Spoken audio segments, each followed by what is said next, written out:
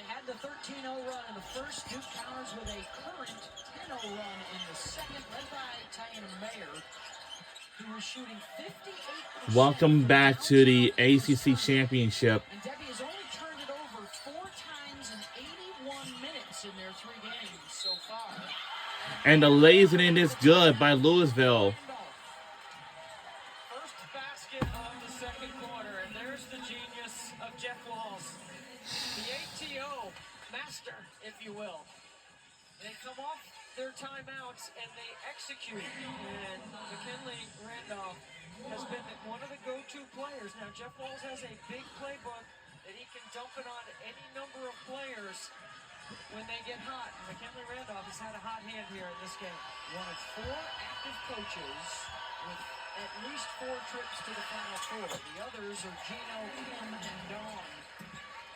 I'll be Very back. good company. Barry back on the floor with those 2 fouls. Fournier to the bucket. No. Thomas almost got the and one on the offensive rebound. You know the game plan coming into play against Duke. You got to limit them on the offensive glass, and you have to take care of the ball. You got to get them in a quarter court offensively, and that's what Louisville did in the first quarter. That's how they built their 11-point lead.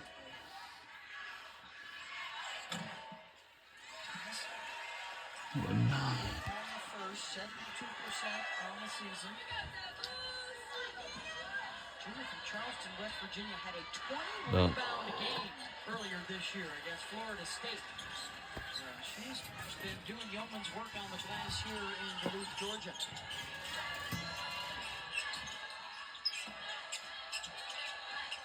Easton Bulu stripped at a reach-in foul called on Mayer.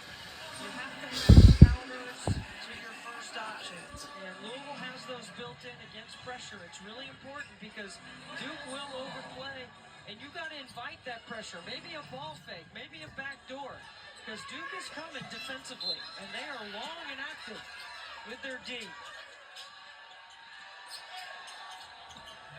That pass way into the backcourt.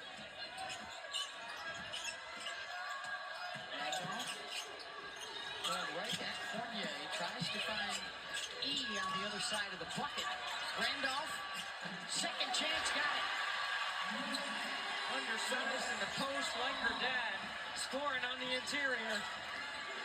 Putting up some numbers today. 8 points, 4 boards, and 3 assists.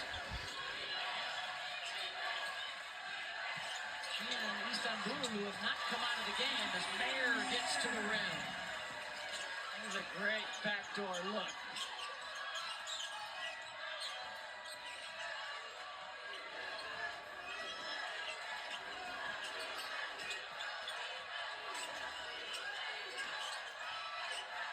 Berry, first off 3.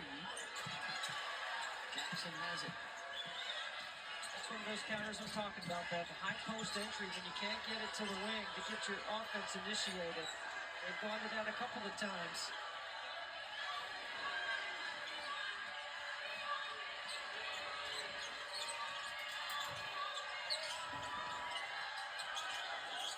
Thomas with the flash to the middle. 5 on the shot clock. Jackson going to work. Gets it up in time. And the 3 is good. And we jump back in the lead by 1 point.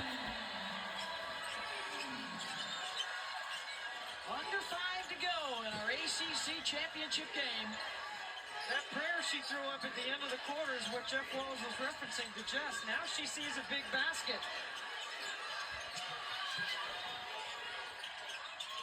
Istanbulu. And a chance for the Blue Devils to extend that 1-point advantage. Jackson drives, finds Fournier. Good help from Roberts. Gets the strip and the turnover. And it's a turn. Wow.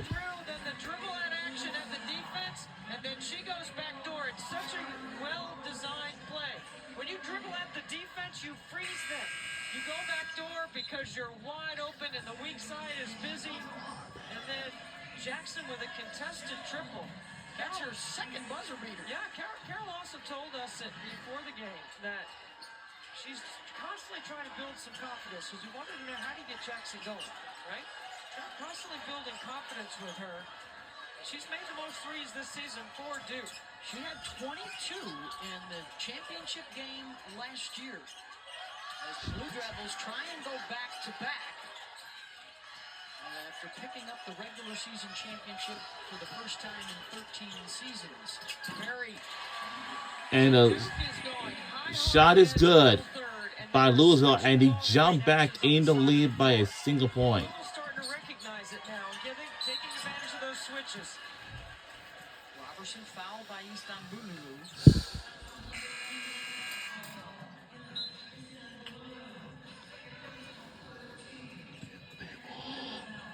And that is now her second personal foul. So she and Barry with 2 apiece. You referenced it earlier, Debbie, with the ankle injury. It may be better to just play through it. You don't want to sit too long because it may affect your ankle. I talked to Istanbul before the game. I said, were you up all night? Yes. Did you get any sleep? No.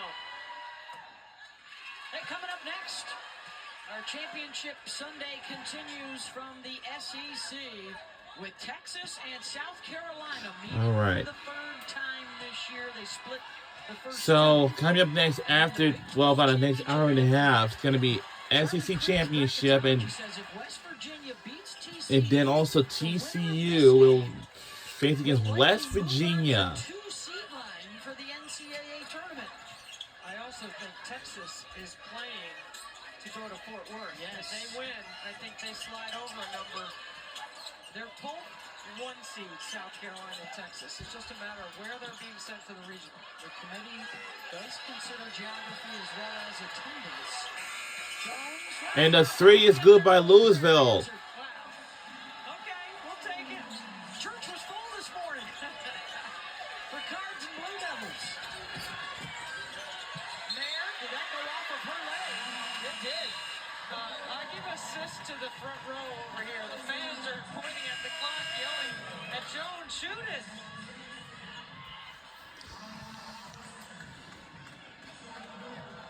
And she's got it. Louisville with a 3-point lead here, approaching the 3-minute mark.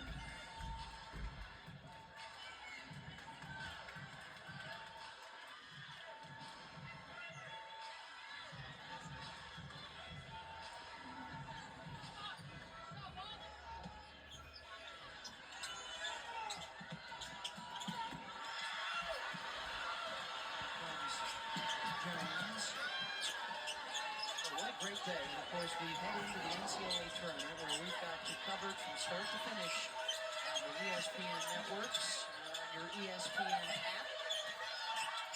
Selection Sunday, 2 weeks from today. Nelson on the run. Can't get the layup, but again, there's Thomas. Right place, right time. Fournier really working hard without the ball, trying to shape up. There's a trap by Louisville. And a foul will get her to the free throw line.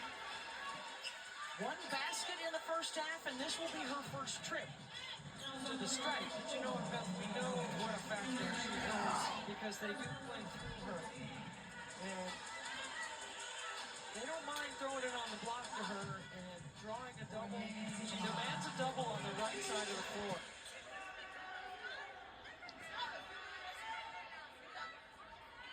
Kobe, just a 55% free throw shooter.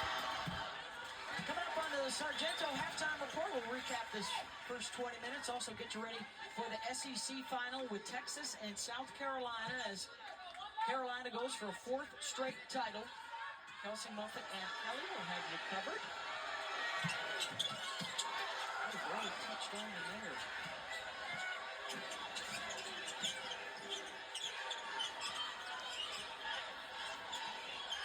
2-point advantage for Louisville here in our championship game. They dispatched North Carolina yesterday. Duke got a Fournier block in the final seconds to beat Notre Dame in the semis. I used to, but I've done everything right. Took the ball away, and Kelly Randolph saying she didn't touch it.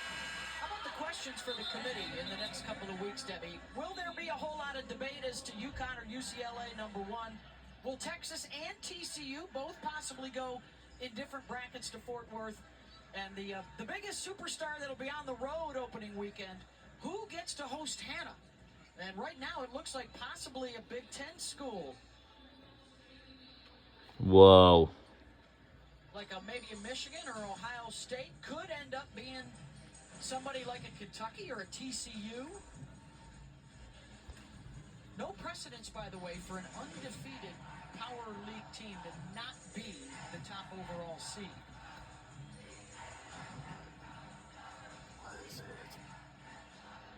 This is the play they're reviewing. Did Randolph get a fingertip on it? But the UCLA-UConn discussion, the Bruins have the resume.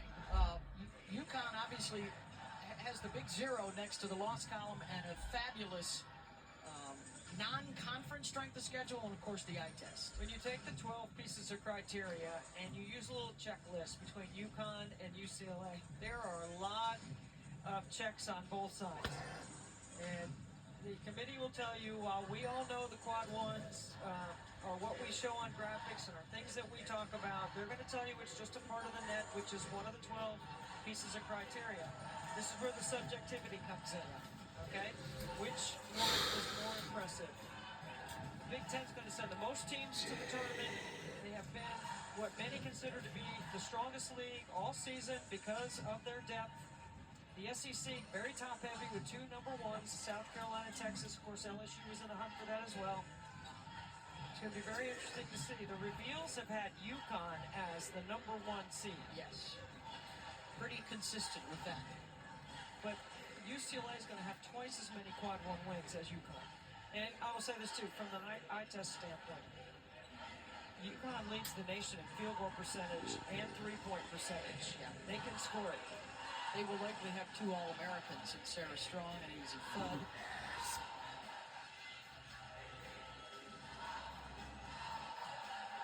All right, so McKinley Randolph immediately was saying she did not touch it. Of course, was right there in front of the official. Jeff Walz immediately appealed without even looking at the back bench to see if the person with the iPad behind the bench was going to help him with any decision making. After review, the appeal by Louisville is successful. There you go. High Forsberg, Ball Karen will be awarded Prieto, out of bounds to Louisville and 30 on the shot clock, and they will not be charged with timeout. and Katie Lukanich are officials today. McKinley expects the players to compete like that, and immediately looking at Jeff Walz, and I think he trusts her, so he didn't need to look at the back bench. That's significant, right? For the teams moving forward, you got somebody looking at that iPad all the time, and you've got to trust your players, and they've got to be honest with you. 2-1 game, final 2 minutes of the first half. Mayer all the way, missed it. And then it's Under 2 minutes left to go in the second quarter. Our Duke Blue Devils are up for sure. Just 3 points so far from Toby Fournier. Mayer sidesteps. No. What do we get? Thomas. Oh, God. We got a offensive rebound. To a teammate. There's that life. Oh my. Oh my. Oh, and traveled. Oh. It's a heavyweight battle in this rematch. And since during the season, so any teams that we have faced against in the NCAA tournament will be added to each women's basketball schedule. So, and like we just said about before, under a minute to go in the second quarter, but we gotta know. We don't know whichever those women's basketball teams will be going to whatever different regional somewhere, like fourth or scrimmage, I don't know. And who will going to who is goes and who likely will face against my Notre Dame Hannah Hidalgo and her team in the, I'd say, probably the first round or something in the NCAA tournament.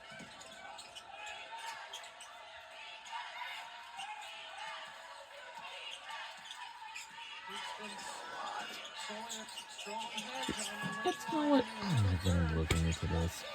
Thomas is there again. Joseph with 3 in transition.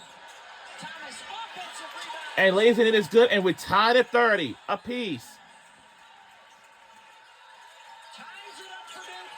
Shot clock is off. Shot clock turned off. Things might get pretty interesting right now. And Murray gets it right back. Working on Mayer. Off the cross. Pulls up. And the shot is good at the buzzer by Louisville. Wow. Under pressure. Officials will check just to make sure. Certainly So officials right now going to check to make sure if the bucket counted right before the buzzer went off. And it does. They don't need to go. knocks it in 32-30. As good as advertised for That's the top my 2 bad. teams in the regular season. Showing off here in the final as we send it over to Jess. Mac, what a way to end that half. What can we say about Marbury? I mean, she's crazy. 6th player of the year. I mean, what can you expect? She's a great guard, great player. Well, speaking of great guard, great player, you're doing everything. Your stats are across the board, just amazing. What's working for you? I mean, I'm just trying to be aggressive and do whatever I have to do for my team. Focus on defense. We got to rebound. We just got to focus on the little things. Thank you so much. Yep, thank you. Hey, Grandma!